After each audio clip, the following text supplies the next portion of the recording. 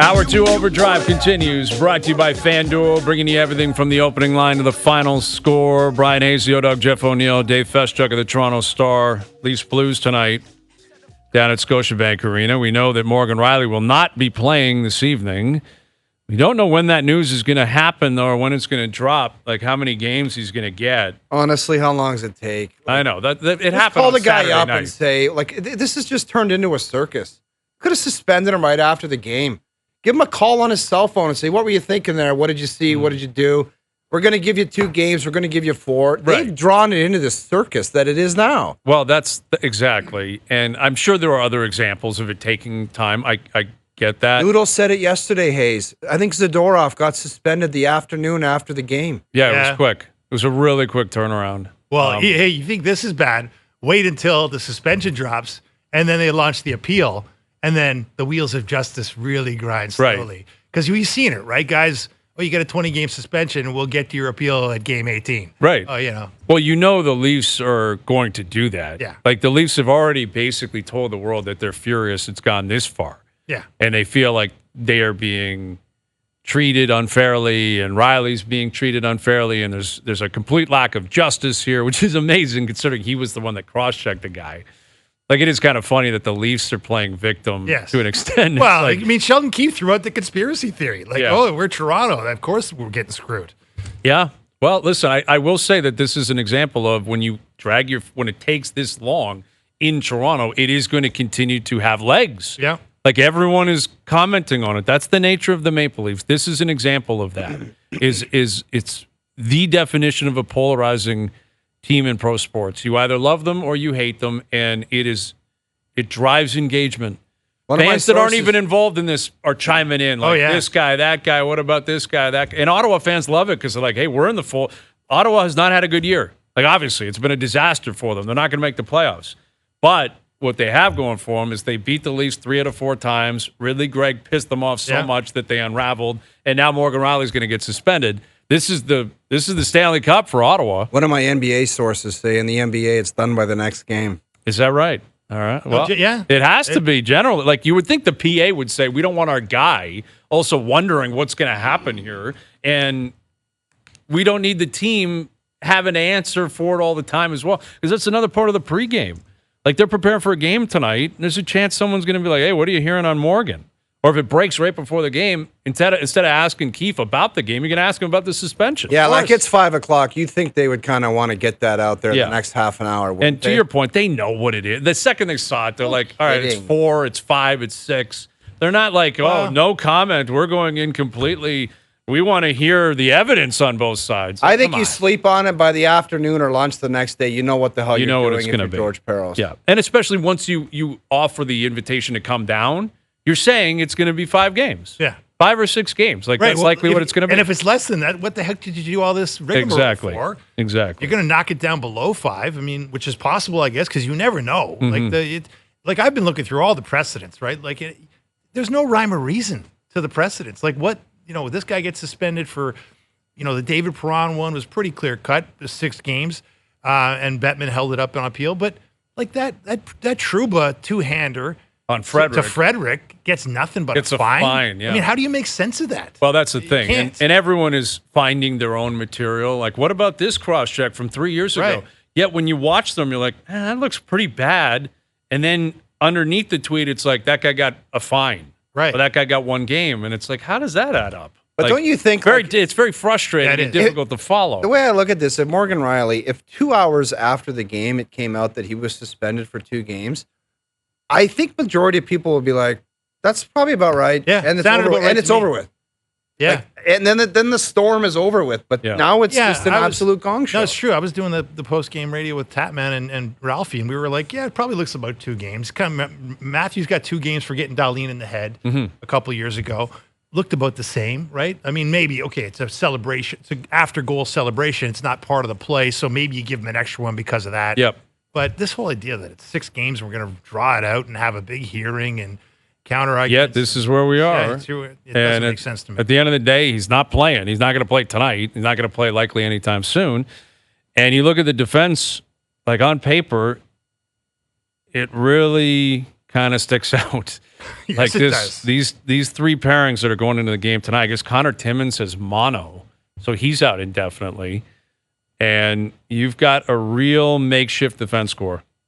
And we're into the dog days, might be coming out of the dog days. They have 32 games left to play. They're barely in a playoff spot. It's going to be a grind. Starts tonight. St. Louis in town on TSN. Mike Johnson joins us, our TSN hockey analyst here on the Maple Toyota Hotline. What pops into your mind, Johnny, when you look at that D-core tonight?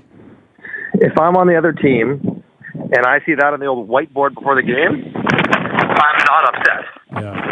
Right? That you're thinking, not quite point night, but opportunity there to do something. And you're asking guys to play way higher up in the lineup than they're used to. And that is dangerous. Yeah, it is. I mean, let me read it out here quickly. This is the projected lineup tonight. Brody with Liljegren, Benoit with McCabe, Giordano with Lagesson. Samsonov starts. Hildeby backing up because Jones, I guess, is banged up. The Hildebeest. You could have a scenario where Samsonov gets hurt or gets pulled, and you got Hildeby in net. Anyway, there's no point in going there, but it's going to be a grind here. Yeah, the whole thing's a mess. It is. I think with the backdrop of where they are in the standings, like that's the thing. If they had 16 points up and no big deal, all good, just relax, it wouldn't seem so. Mike Johnson. Sorry about that, guys. Just going in the rink there. Yeah. So yeah, it's a challenge, and like Gio is a question mark because he's got a bad foot, and like Max Lajoie might be on the third pair with Lagesson. Like there's a lot happening, Hayes, and it's just none of it feels very calming or give you a great sense of security or confidence in a team that is, they got St. Louis tonight. They won 7 of 8. The Blues have. They got the Flyers coming in tomorrow. I keep waiting for the Flyers to fall off. They're not. You're just like, it's going to be a grind right down to the wire. And now they're down to just Samsonov. Just Samsonov and net. Like, that's what they can rely on until Joseph Woll somehow gets better or whatever. It's, it's tough. It's a tough time right now. Johnny, do you think the core group of forwards, the usual suspects, is capable of understanding a message if the coach said, guys, and it's got to happen because of their D-core with Morgan Rielly out, we have to make a quick kind of change on the fly here and really simplify, get back to support the D, and come through the neutral zone very simply and just kind of simplify the whole game? Like, would they understand that and get that's mandatory right now? And do you think it's mandatory? 100% it's mandatory. That's the easy part, right? Like, you can't expect the defenseman to go back there, shake a forechecker, hit me on a 90-foot outlet pass. Fire sauce. Yeah, right, exactly. Wayside sauce on the tape. Like, that's not going to happen. You got to be way more connected, everyone a bit tighter, everyone sort of defending in 5 units together. Now, can they understand that? I mean, of course they can. They're all brilliant hockey minds. They understand that. But will they understand it enough to apply it? Like, will they be able to get away from maybe what is their core instinct, which is to not do that, to play the way they want to play, to score goals and create points? That's what I'm watching for tonight. Like, will they be able to sort of dial it in defensively and tighten things up? Because the last few games haven't really been great defensively. The game against Ottawa, they gave up once again all kinds of rush chances. They're eaten alive there. It's like the same stuff that plagues them continues to plague them. So whether there's good, the top 6 or goal defensemen 4 to 10, they haven't really made the change yet. So maybe it starts tonight. Maybe they're able to tonight. Like, that's the thing. You would hope so, but they're 50 games into the season. Like, the thought that Rielly needs to get a 5-game suspension to trigger something probably is a reach, is it not? I mean, it's probably a reach to suggest that, like, maybe they do it tonight. Are they going to do it for the next 32 games with or without Morgan Rielly? Wouldn't they be presumably better with Morgan Rielly in the lineup? Like, somehow the idea that he's gone for 5 games, they're going to turn it around and be way better. I don't know. You've had, I don't know when the season you are, what your record says you are, but it feels like we're there. And they are a good team, not a great team. They're sort of a upper middle of the pack team, and the record says that. The underlying numbers say that, and they can have great moments. And maybe there was last year they came home from California at the end of October. There were a whole bunch of injuries in the back end, and they ran off like 10 of 11. Yeah, there's nothing in the team this year that I've seen that suggests 10 of 11 is on its way. They've just been too inconsistent. Well, that's what I was going to ask you about, Johnny. Like we were talking earlier about how last year they lost Morgan for a 15-game stretch. I think Brody was also out for about half of that. And they played, and Sheldon Keefe was talking about it yesterday after practice, how they played some of their best hockey of the year. I believe I was looking up the numbers. They were like the second best defensive team in the league over that 15-game stretch. And I'm thinking, is it maybe part of like when you know your top dog is out, and also the guy who's more of a risk taker and maybe more of an offensive guy, and everybody else is left there saying, yeah, now we really got to play responsibly because we've got to play within the system. We got to make the short pass instead of the long pass, the safe play instead of the risky play. Is there something to that? Because it felt like that was what was going on when Rielly was out last year. Yes, there's something to that. Absolutely fast. I mean, Morgan Rielly's having a great year. He's not a great defensive defenseman.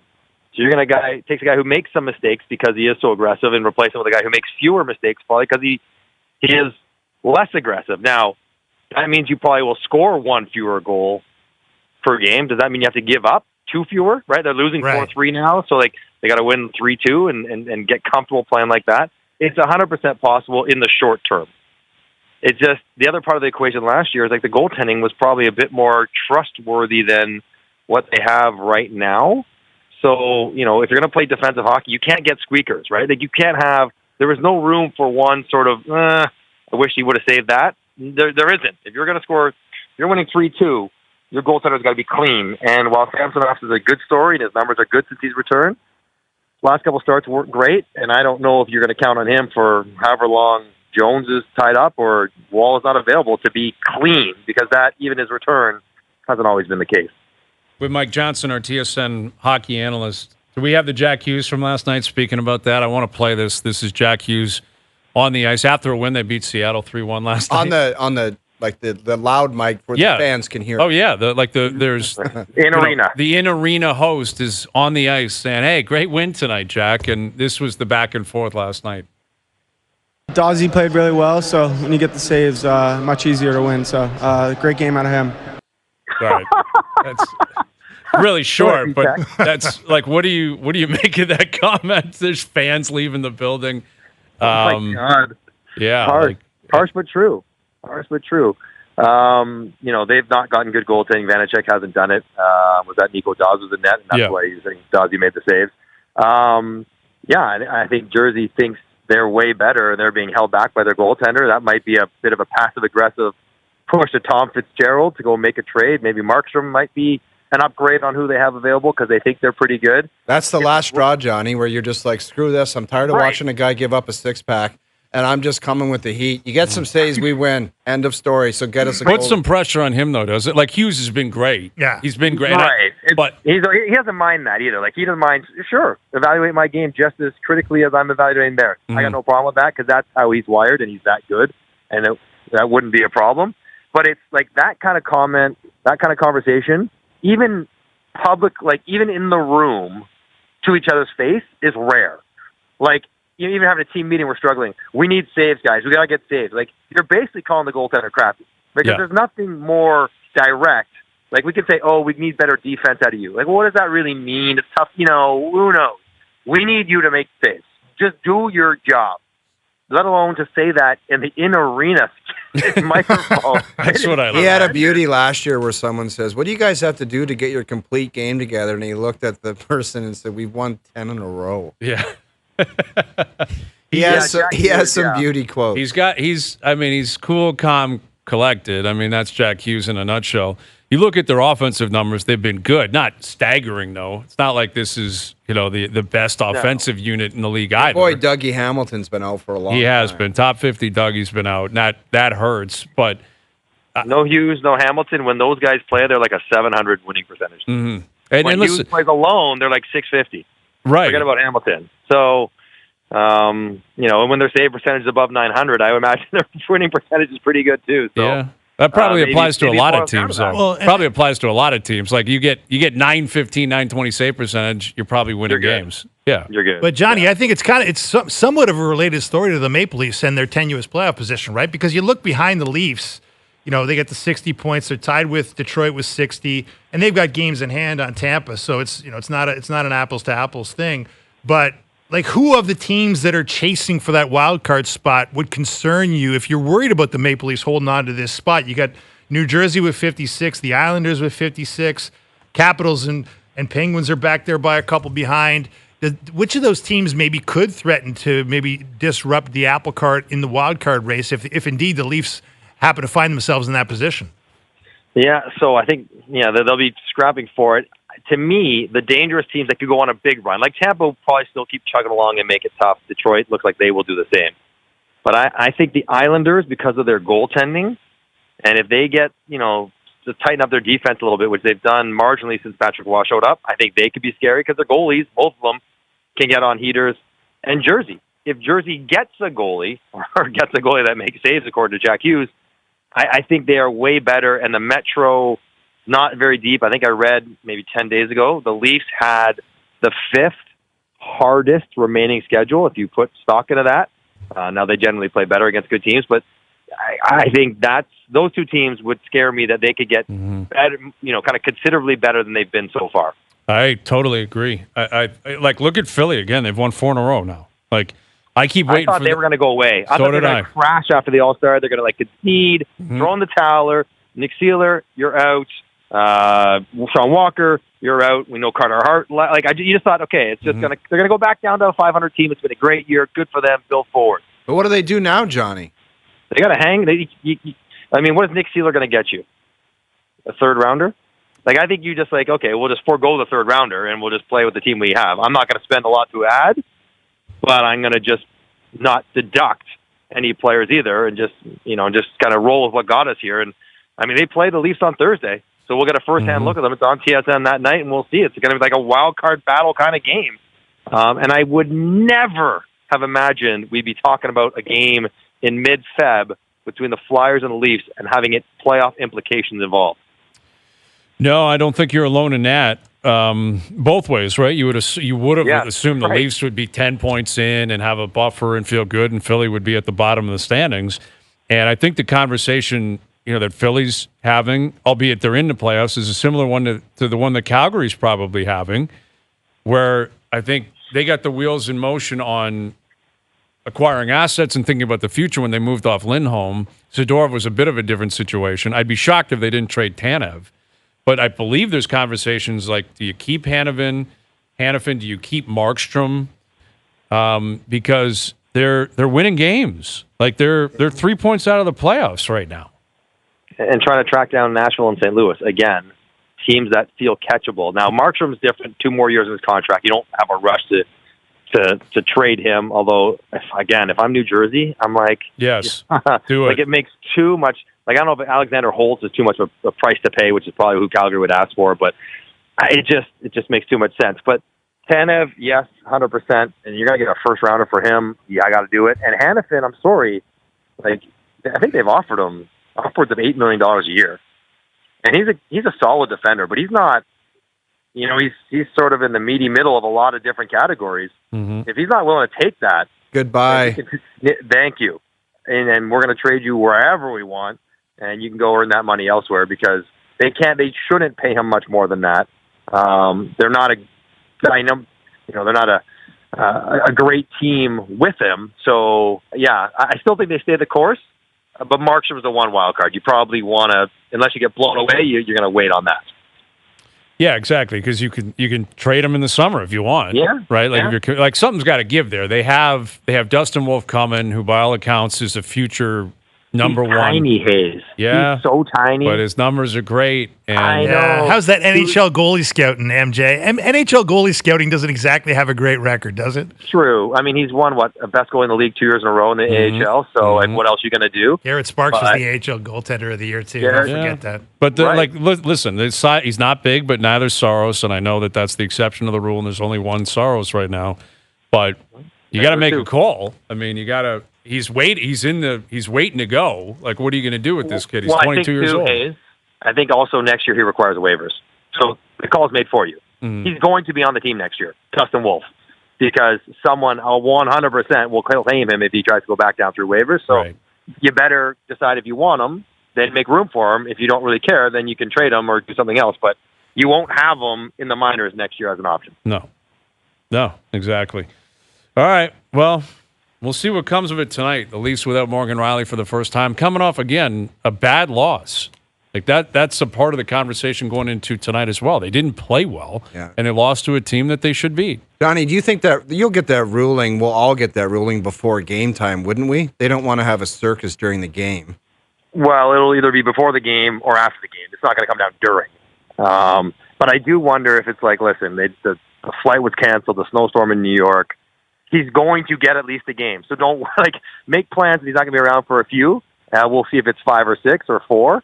But I would think just to give everyone a heads up and getting prepared, they would want, who they're calling up. And I think that they should not take their time. They should be efficient and just decide and make the ruling, and then the Leafs can appeal it if they want. But I think we should find out either before or after. I don't think you'll be getting this drop middle of the first period. Yeah. Well, we'll see. You'll be down there. So we'll see. What do you think, boys? What do we call it? I think 4 is a massive win for Toronto. 5 might be a small victory. 6 seems to be the consensus number. I think that's completely insane. Yeah. I'm not saying that's what I'd give it. I just think that's what will be given. I would give 2 or 3. I was been on the adamant the whole time. 2 or 3 is appropriate to me. Mm-hmm. But I think David Perron, they're going to drive a direct comparable to that one, and I think he got 6 about a month ago. Yeah, he did. Yeah. Well, that's the politics of the game is, Perron, like the owner's like, wait a minute, why'd my guy get 6 then? Exactly. That's the issue. Yet there's so many other examples of cross-checks to the head that got nothing or got 1 game or 2 Fine, games. So fine. That's the problem, right? Trying to get a read on this is borderline impossible. We'll see. Thanks, Johnny. Enjoy the game tonight. All right, boys. Have a good afternoon. Mike Johnson, our TSN Hockey analyst, joining us here on the Maple Toyota Hotline. Check out Maple Toyota's huge truck and SUV lineup, including Tundra, 4Runner, Highlander, and Grand Highlander, in stock and ready to deliver. Visit mapletoyota.com. Yeah, at this rate, I'm not sure we'll get an answer between now and puck drop, but probably tonight, if not certainly tomorrow. He's not playing tonight anyway, like Morgan Rielly's out. No. But I guess he has no obligation to speak, right? Because if you're suspended or pending suspension, you don't have to speak to the media. No. You won't see him again until he's back, activated and back. Because I would like to get his 2 cents on it. Oh, yeah. He'd never give it to you. Like, he just... No, I know. He'll I don't know how he'll answer it. It's a good question. It probably depends on the amount of games he gets. Right? Like, if it is 6, he may come out firing when we talk to him in 2 weeks. I mean, the Perron one is the one that worries you if you're Shanahan and the Leafs, because, Bettman wrote this really long, appeal ruling where he upheld the suspension. And in there, it said that first-time offenders, and Morgan Rielly would be in that category, as was Perron, first-time offenders can still get a lengthy suspension. In other words, just because you're a Lady Byng candidate doesn't absolve you from paying your dues. Wow. And, the only thing he's got going for him is it was a ride-up, right? It hit the shoulder first and then hit the head. Perron's was straight to the head of Artem Zub. So maybe that's the one thing he's got to go for. But on the other hand, Rielly took out a guy after he was scoring a goal. Perron did it, to a guy in front of the net who he thought had taken down Larkin. Actually, it wasn't Zub that took down Larkin. He got the wrong guy, but he thought he was defending a teammate. Right. So, whereas Rielly defending a teammate, defending honor. That's right. Was that honor? That's the question. Yeah. I guess. Pride, ego. Probably a combination of all of it. Yeah. Just not happy and in the moment reacted. And I'm sure regrets it. Probably wishes he just dropped the gloves. And that's the amazing thing. Should have done, right? He dropped the gloves and threw bombs and broke his nose, his jaw, knocked out 10 teeth. We'd be like, hey, 1 game. Yeah, or maybe 1. Like, you probably get a game. 4 minutes for roughing. 4 minutes for roughing. Yeah, it's did you dry blood? Yeah, you did? Okay, 4 minutes. If you want to, and the other thing is, like, I was talking to a player today, and it was like, the other thing is, like, if you really want to cross-check a guy where it hurts, you get him in the ribs, right? Like, the side of the ribs. Yeah. Like, I don't think, and no one's gonna. You're not going to get suspended for that. But I don't think he went over there thinking I'm crashing this guy in the head. And I think Greg, I think it rode up his arm. But he's in control of his stick. He's got to own it. Like, everyone knows that. That's you talk about Pee Wee. You know that in Pee Wee. You're responsible for your stick, and the actions that come with it. You're going to have to pay the price, and that's what's coming. Right. That's what's coming here. All right, Leafs Blues tonight. Panel night, quiz night tonight. Oh yeah. Look, great to hear from the quiz master. Yeah, I'm curious what you guys have. What do you have in the old burner tonight on the quiz? Yeah. We'll see. All right, so the O-Dog's out of here. You'll be back tomorrow. We've got Sam Mitchell coming up. Sammy's going to join us just after 6. Can't wait to hear what he has to say. What does he have to say about Scotty Barnes last night, how the organization will handle it, Wembanyama, what he looked like, how's his golf game? Maybe just he's do me playing a favor right now. when you get Sammy on. Just say, I had the O-Dog in here for an hour, and he's looking really good. Have you seen him lately? Okay. Just to see what Just see if he's got an answer on that. Okay. I'm sure he'll be very supportive. He generally is. He's always in your corner. He's always in your corner. All right, Sam Mitchell coming up. Overdrive continues. TSN 1050 and on TSN 2. All right, the Maple Leaf lineup. Player of the day. We announce a current or former Maple Leaf player every single day. And on Friday, you have a chance to call in and name all 5 players of the week. This week, we're giving away tickets to see the Leafs play the Golden Knights February 27th. What a game. Plus, we're throwing in a $250 Vanilla Visa prepaid card. Vanilla Visa prepaid cards are available for purchase at Petro Canada. Today's player of the day is David Clarkson. David Clarkson, his contract got shipped to Vegas at one point and then back, was it to Columbus? I thought it was Columbus initially, wasn't it? Yeah, it was initially Leafs to Columbus, and then I think it was Columbus to Vegas. That's right. And then maybe Vegas back to Columbus. Or did he end up back in Toronto somehow? That might have actually Did happened. David Clarkson, look that up, Doogie. I don't know if his contract ended up expiring technically on the Maple Leaf books or they trade, probably in Arizona or something. That's where most contracts go to exactly. die. When in doubt, say Arizona, because it wouldn't be surprising at all. I'm sure his contract at some point was. Yes, he was. He was traded in 2019 by the Golden Knights with a 4th-round pick to the Maple Leafs for Garrett Sparks. Okay. There you go. So his contract, they used that long-term IR, and I guess that was the end of the road. It died in Toronto. There it is. Where it began. Signed and ended in Toronto as a right. Maple Leaf. David Clarkson. So there's your player of the day. That strength of schedule thing that Johnny was talking about. Yeah, Pretty significant. Leafs have the 4th toughest schedule. They got Boston twice, Florida twice, Vegas twice. Yeah. Colorado. Carolina Edmonton. twice. They got Colorado. They got the Rangers again. I mean, and then the fact that they got Buffalo 2 more times. They never beat Buffalo.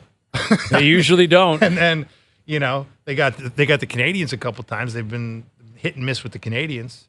No, listen, the reality is they put themselves in a position where, like, if you've been watching them all year, it's not surprising. They've been remarkably inconsistent all year. Yeah. They've been a good team. At no point have they been a great team. That's what's kind of scary. Like, I would use a golf game analogy. Over the course of like a 6-month golf season, you have ups and downs, but there generally is that 3-week run, that like 10 to 12 round run where you're like, I'm flying. Yeah. Like, I'm playing great. Everything's working out. It always comes back. But I haven't seen that out of the Leafs that I can recall, that I can reference where I'd say, man, they had a 10 to 12 game run where it's like, that's a dominating team that had all the hype coming into the year where you expected them to compete for the division, maybe the President's Trophy. It's just never been a reality. No. They've always been chasing Boston, Florida for the most part, the Rangers, and that's only teams in the East. And when you look at the standings now, again, they're only a few points in, and you've got teams like the Islanders, who I think they feel they're going to get going under Patrick Waugh. We'll see. New Jersey, if they get goaltending. I think the Leafs are better. I know they're better than Washington, Pittsburgh. I don't think either of those teams are going to get back into a race. But if they do somehow end up on the heels of the Maple Leafs, that's probably a sign the Leafs are on the outside looking in. Yeah. Like, and we really, there is so much focus on Rielly for obvious reasons because of the amount of minutes he plays and how important of a role he plays. But it coincides with the reality that the Leafs are not a lock. Like, they're just not a lock to make the playoffs. Now, the same argument can be made for Detroit and Tampa. Don't get me wrong. Oh, yeah. Tampa's only a point up. The Leafs have many games in hand. The Leafs are tied with Detroit. They have a game in hand on them. But And those teams don't necessarily scare you. They don't scare you. Tampa's vulnerable. I believe they are. Yeah. Detroit, I believe, is as well. But the reality is, and again, I think we've known this basically all year, is that they're in that company. Mm-hmm. They're not in Boston's company. They're not in Florida's company. They're not in the Rangers' company. I think with Carolina, if they've solidified their goaltending, which they have recently in their play, I think Carolina's out of them. Like, I think you got Boston, Florida, Rangers, Carolina. Those are the 4 best teams in the East. Now, the Leafs could be the 5th best if everything goes their way, they add a couple of pieces, they're healthy, they're rolling, goaltending figures it out, they could be the 5th best team in the East. But I think that's their ceiling between now and game 1 of the playoffs. Yeah. Well, and that's the interesting thing that we're going to be talking about between now and March 8th, where the trade deadline arrives, is that what kind of investment do you want to make in this edition of the Leafs if you're Brad Treliving, right? Like, do you want to, like, we've been hearing the rumblings that maybe they're a little reluctant to trade away more first-round picks. I mean, they got 2024 still on their ledger. They've traded away 2025, first and second round. They got 2026. But they don't have a second in 2026. So if you're Brad Treliving, what do you want to put into this team? Well, that's the real question, because they do not have a strong or deep farm system right now. Yeah. They have a few players that hold value. Easton Cowan holds a lot of value. Fraser Minton holds a lot of value. But those players are likely years away from really contributing to this team. Doesn't mean they can't make the team next year. But are they going to be contributors? Probably not. Like, you're probably talking 3-4 years from now. And just because they're great in the OHL and the WHL, that doesn't necessarily mean they'll be rock stars in the NHL. No. It's trending in that direction. They're good players, good prospects to have.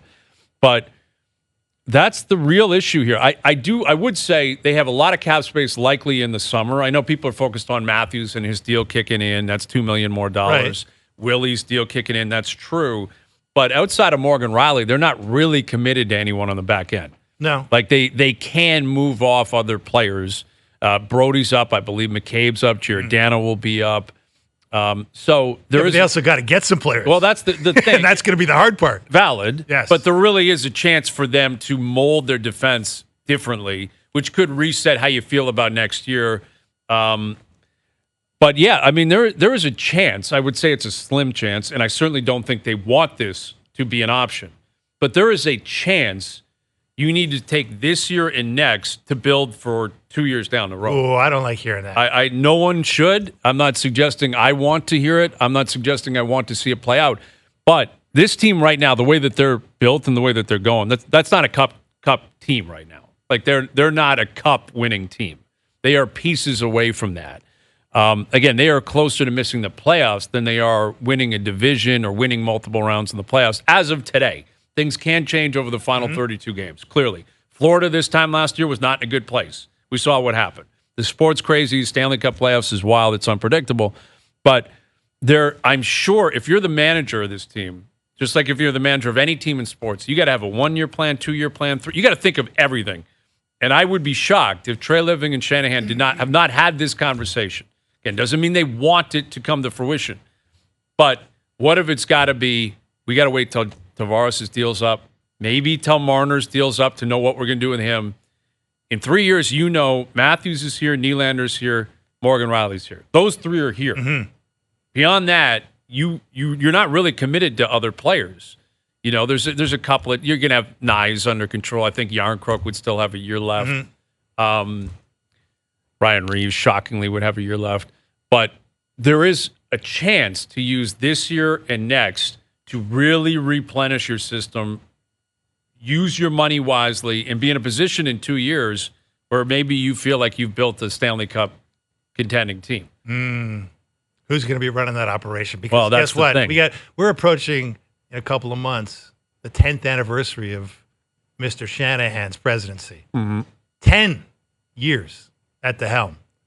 And if you're, I'm serious, like if you're Keith Pelly, who's coming in as the new CEO of MLSE, and you've been running the DP World Golf Tour for the past handful of years, living in a beautiful mansion in London, England.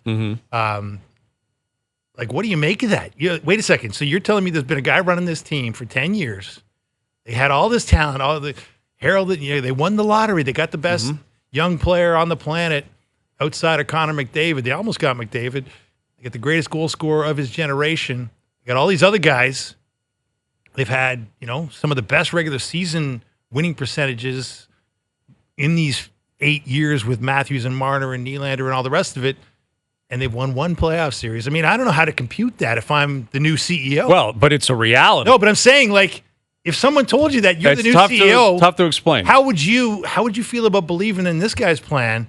Well, now that I'm 10 years in, we need to take a 2-year step back from competing and then we'll get it right. Well, listen, I'm not. That's why I'm not sure he's got the courage to do it. I'm not sure he'd want to do it. No. I know they wouldn't want to do it.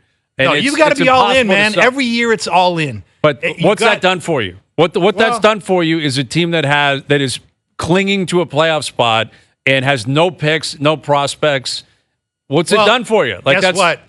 It's survival mode now, though. Well, but it's see, that's mode. if that, and you're probably right, and that's the reality when you're dealing with human beings in jobs, prominent jobs. They want to hold on to those jobs. There is turnover, like you said. Keith Pelly's coming in from Maple Leaf Sports and Entertainment. Now he works for the owners ultimately, and as far as I don't know if Keith has full autonomy to do whatever he wants. I don't know if that's the case. They're pretty hands off generally. Yeah, they were with like Wiki. They haven't been since. By all accounts, whoever's been running it has kind of been like, where are we at with the board? That said, you might have owners that do step up. Bell, Rogers, Tannenbaum, whoever else is in there that says we want change. I guess the conversation I'm having is, like, if you're a Leaf fan, it's a difficult pill to swallow. But if it's in the best interest of the team, you're going to do it every single time. Like, Leaf fans have been remarkably patient through all of this because of what you just described. And because of how awful it was before the last 7.5 years. Oh, yeah. Prior to the 7.5 years of Matthews and Marner and company, it was a disaster. And you had the waffles on the ice and salute. Yeah, like and 4-1 with 11 minutes to it. Like, there were a lot of really, really dark times. And we're 7.5 years in. They've won one playoff round. They're clinging to a playoff spot. And yet still people are as passionate as ever for the most part and committed to this team. And I think Leaf fans would be willing to accept that might be the best course of action. I think what would be difficult to sell them on is what you're saying is, why will you be the right guys to be able to do it? Right. Like, why would Shanahan be the guy that could do it when you've already been here this long and it hasn't happened? Because you've spent the last how many years now at trade deadlines, in off season, saying it's all or nothing. Like, we're in win now mode. Yeah, draft picks are going out the window. The prospect pool gets depleted, deprioritized, and look at what you got now, right? And now you're sitting here going, well, we've only got a couple of picks left. We can't trade them all now. Well, you got to trade them all now because guess what? This is the clock's ticking. Yeah, but I hear what you're saying, Dave. But if it's not good enough, it's not good enough, right? Like, right. But why did you double down on it and triple down on it and stick with it last year when everybody was telling you, guess what? You flamed out. Yeah, you won a round, but you flamed out against the Panthers in an embarrassing way. You got to make bigger changes than just nibbling around the edges. You got to find a way to make this. Well, that might be the issue. Like, it might be an issue that it's not going to change with the guys in charge because they're committed to the plan. And this would suggest they are. Now, ownership signed off on Willie getting his extension, Matthews getting his extension. Oh, yeah. And we'll see what happens with the other players in the future and the philosophy of the future. But I'm saying, like, you went down, if you're this far down the road, like, you had windows where these guys had no trades that were kicking in. You could have traded them. You didn't. You've made those decisions. Like, you're pot committed. Mm-hmm. You can't all of a sudden now say, well, hang on here. Let's reassess. I'm pulling my bankroll off the table for a minute here. I don't think they'll do that publicly. You and I both know they won't do it publicly. But they'll do it in their actions by not being aggressive at the trade deadline. Exactly. Like they were last year. Which I think will say a lot. And again, we'll see where we're at a month from now when we get there. But I really think there's a lot of different options on the table. But I don't think people will stomach that, Hayes. Like, I think you think people will be, okay, good idea. I think Leaf fans have been following this team. What gives you the belief that they're Chris Tanev away from being in a Stanley Cup final? Well, it's the same belief that they were a Ryan O'Reilly and a Luke Shen and they were Noah significantly Lachari. better last year. Well, they were significantly better in the regular season. But what has that meant in the playoffs, really? Like, it has obviously didn't mean anything. They've had great seasons in the regular season that haven't translated into playoff success, obviously. So, in other words, like, we don't even know what we're looking at sometimes. And you just got to throw it's like you got to just be in the lottery to win the lottery. Mm-hmm. You got to, Well, and that, I do think that's been their mentality with bringing these guys back is, hey, we're just going to punch a ticket and hope it's our year. That's been the philosophy. That has been the philosophy. And maybe it's Joseph Wall that just says, hey, I came off an injury, I'm fresh. He takes you through a couple of rounds. Yep. And then suddenly, it all looks like it was a great plan. Even though we all sit here go, they were terrible in the regular season. They were just an average team that was barely making the playoffs most of the year. And that very well, I would put money on that likely being the course of action. But I do think it would be managerial malpractice for them not to think of other possibilities here. Like, why even have a GM if the plan is, hey, we're just going for it for the rest of time and we're going to be reckless and we're trading this. Who cares about first? Who cares about seconds? We're going for it. It's like, then who's running the show here? Well, that's like what is happening? How do you operate that way? That's the interesting dynamic, right? You got Shanahan who's on the coming up to his 10th anniversary, which is shocking, and then you got a new guy in town who took over for the. It's almost Shapiro and Anthopoulos in reverse, right? But the GM, which was Anthopoulos, is now not in the power position, right? Because I could see Trey Living. I could see him being like, "Hey, man, you got to give me some time here." Yeah, like and we're yet up Shanahan's saying, "I don't have time." Exactly, we got to go. I got to make it happen. Yes, like, and that is the conundrum. Now. That is supposed to happen last year, the year before, the year before, and it has to happen now, or my name is mud. Right, but I think this Rielly suspension is a perfect example of what we're talking about here. Because if you had a system that was flush with talent, you'd be like, hey, the 21-year-old who's been great this year, you're getting a crack at it. Right. You're moving up. Instead, it's, hey, I don't know, Liljegren and Lagesson and Benoit's going to play minutes. You're putting Liljegren on the first pair in like a week after you got called. The head coach called him out for pee-wee brain cramp. Yes. That allowed a power play or post-power play breakaway. And that's like you need to replenish the system. Like you have to have that. Well, but that was, but you should have told that to Kyle Dubas. Well, I know, but now, two wrongs don't make it right. Like you keep doubling down and doubling down. Like I'm not adverse to them making like throwing a first in there or even a Cowan but it can't be on a rental situation, and it can't be because hey, screw it, whatever, draft schmath, we're going down with the ship. If that's the mentality, and I'm not suggesting it is. Well, it's kind of been that. But way. if it gets to that point and it's been that reckless, then these guys shouldn't be running the operation, right? Like because then you're doing everybody a disservice. Like if it's just, hey, I got to try to save my day and screw it, I may not be here, which happens a lot in pro sports, happens a lot with managers. Some guys will say it on the record, hey, I probably won't be here when it's done. It's like, what does that even mean? Like, so you think it's going to go awful? You think it'll be a disaster and you know you're going to get fired at some point, yet you still did it? Law of averages. Incredibly reckless. I mean, but it's not that you got Matthews on an 8-year deal. No, but you got him for 4 more. Yeah. And again, I think it's a lot more likely he leaves in 4 years if he looks around and goes, what the hell is this? Like, this is terrible. Like, I think the way he stays or leaves on a high is you got to win with this guy. Mm-hmm. So what are you going to do to put him in a position to win? Right. I don't think it's throwing away first-round picks and prospects to bring in guys who are, a fourth defenseman to add some depth on a team that needs more than that.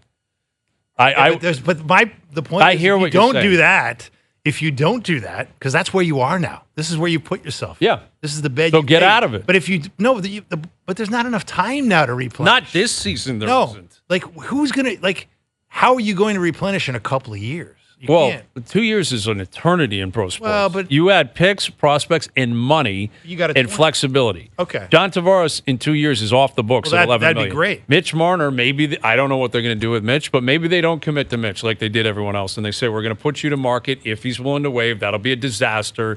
But maybe they move off that. All of a sudden, you're talking $22 million right there, plus a lot of time, flexibility between now and then to try to bolster. Try to put yourself in a position where it's like we have loaded up on defense. We believe in our goaltending. We have depth, size, speed, different coach likely at that point because if you're going to transition, I don't know. I mean, it's pie in the sky stuff. I understand it, but I don't think it should be just thrown away as an impossible thought that might actually be the best course of action. So doesn't mean they're going to do it. But all it would require is Brendan Shanahan to say, look, I know you gave me 11 years guaranteed. I got it I'll just need 5 more. Yeah. I'll just need 5 more. You wouldn't be the first guy to do that, though. No. Guys do that a lot. Just give me 5 more years and it's all good. Guys do it a lot. Listen, he does have the shield of what's going on with the other tenants in the building. That's true. Raptors are in a bad place right now. It's nice that Masai is suddenly not the golden boy anymore. Yeah, Masai all of a sudden is like, what are we doing over here? Sam Mitchell coming up in 15. Overdrive continues. TSN 1050 and on the TSN app. All right, Sam Mitchell coming up in about 10 minutes. Put a ball in the Super Bowl as well, Dave. We haven't spoken about that today, but I guess the parade route is being set up again. I wonder if they ever change the parade route when you have multiple championships in the same city. Yeah. Like we wouldn't know what that's like. Hopefully they do it better than the Raptors did. That thing was a disaster. That was a day I will never forget. Where were you for that? I was down at Nathan Phillips the whole day. Okay, so was I. So we were doing the show. I don't know. Yeah, you guys were doing the show. I was doing some TV hits and some radio hits, and it was taking it all in. Crazy. Remember, I never forget. Only time in my life where a police officer came beside me and said, "Get down." Yes. Remember, there was the shots. When the shots went off, that was wild. And the guy threw me to the ground. It was great. That was crazy because we were on the air when the crowd started dispersing and running. Like you knew your instincts kicked in. You're like something's going on. Yeah. And then all of this, and it was wild as the team had finally got there, and they're up on the stage talking, and like half the people in the crowd are running for their lives, literally. That was frightening. It was bedlam, man. That whole day was just miscommunications and missed points, like everything. It was like Tim Lewicki. Remember when he first came to town that he had the parade route planned out? Yeah. Like he needed a new plan. Maybe he was gone, but it wasn't his fault. Well, they couldn't get out of the X. That's that was the problem. It's everyone know you've been down there. You can't get out. You start blocking the streets and stuff. You can't get out. All right. Somebody. Yeah. Anyway. Yes. Next time it'll be better. Got to do it 100%. Let's hope there is a next time. There's got to be another. Who's going to be the next time? I don't know. It's not the Raptors right now.